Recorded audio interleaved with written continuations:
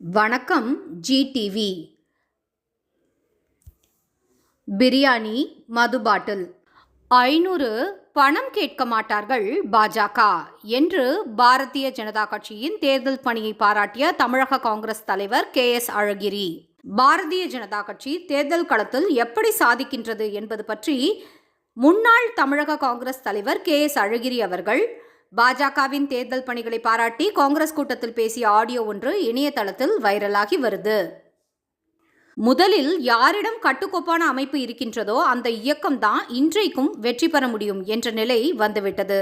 இன்று பாஜகவின் வாக்குச்சாவடி ஏஜென்ட்டுகள் ஒவ்வொரு மாநிலத்திலும் 7 லட்சம் பேர்கள் இருக்கின்றார்கள். அவர்கள் பாரதிய ஜனதா கட்சி அல்ல, RSS காரர்கள். அவர்கள் அனைவரும் சைக்கிள்ல வராங்க. வீட்டில் இருந்து தயிர் சாதம் கட்டிக்கொண்டு தேர்தல் பணியை செய்கிறாங்க.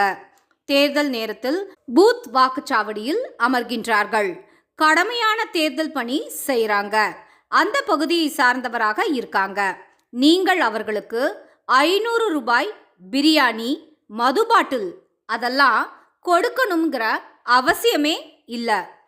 ஏனென்றால் கொள்கைக்காக அவர்கள் அங்கே அமர்ந்திருக்கிறார்கள்.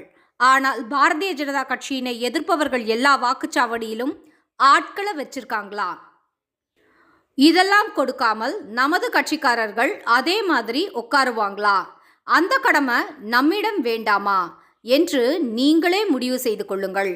நீங்கள் முடிவு செய்யாமல் பேருக்கு ஒரு சத்திரம் போல நினைத்து, சந்த கடை மாதிரி என்று நினைத்து நீங்கள் செயல்பட்டால் பாஜக போன்ற ஆளுமை உள்ள கட்சியிடம் எப்படி எதிர்த்து நிற்க முடியும்? அதை நீங்கள் நன்றாக புரிந்து கொள்ள வேண்டும் என்று அவர் காலையில் பேசினார்.